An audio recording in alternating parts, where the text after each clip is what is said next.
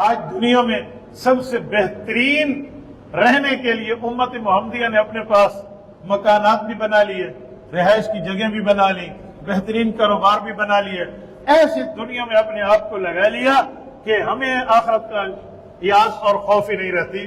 یاد رکھیں، دنیا اچھی ضرور بنائیں لیکن ایسی رکھیں کہ آخرت کی بھی یاد آئے۔ ایک حدیث پاک میں ہے، سنیں یہ حدیث پاک، اپنی کان کی کھڑکی کھول کے دل تک اس کو راستہ دینا۔ حضرت ام المؤمنین حفصہ رضی اللہ عنہا، ان کی باری کا دن تھا، حضور پاک علیہ السلام تشریف لائے، رات کو حضرت اماں حفصہ کے گھر میں قیام فرمایا، اور جب صبح نماز کے لیے اٹھے تو فرمایا حفصہ آج آپ نے میرے بستر میں کچھ تبدیلی کی تھی؟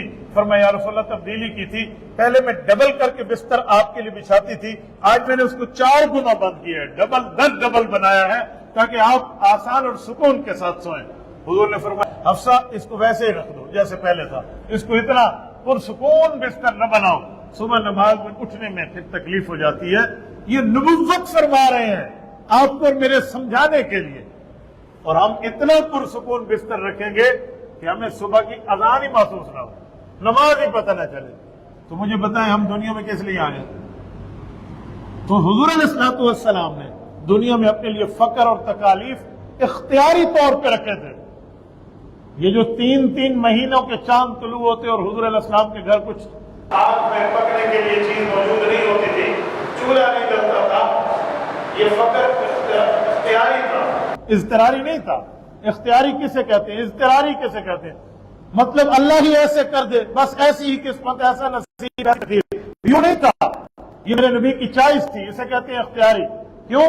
حضور پاک علیہ السلام نے اللہ سے دعا کی تھی، اللہ اجوع یوما واشبع یوما، اللہ مجھے ایک دن کھانے کا دے تاکہ میں کھا کر تیرا شکر ادا کروں، اور ایک دن مجھے بھوکا رکھ تاکہ میں صبر کروں۔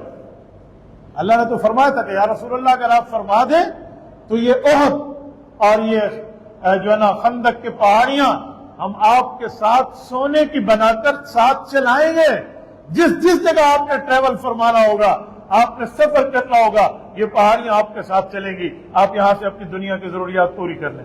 تو حضور پاک نے اس کے جواب میں عرض کیا تھا، اللہ اجوع یوما واشبع یوما، میں یہ چیزیں نہیں چاہتا، میں یہ چاہتا ہوں ایک دن کھاؤں تیرا شکر ادا کروں، ایک دن بھوکا رہوں تیرے سامنے صبر ادا کروں۔ اب بتائیں یہ حضور علیہ السلام نے ہمیں سکھایا۔ تو ہم دنیا میں آزمائش کے لیے آئے ہیں، یہاں ہماری سکون کی جگہ کی معاملات نہیں ہے۔ سکون کچھ مل بھی جائے گا، کچھ پریشانی بھی ہوگی۔ پریشانی آپ کہیں گے نہیں ہو، سب سے بڑی پریشانی تو یہی ہے کہ میں نے نماز پڑھ لی ہے، ہو سکتا ہے اللہ قبول نہ کرے، میں نے روزہ رکھ لی ہے، ہو سکتا ہے دربار الہی میں قبول نہ ہو، میں نے نیکی کر لی ہے، ہو سکتا ہے اللہ کے یہاں رد کر دیا جائے۔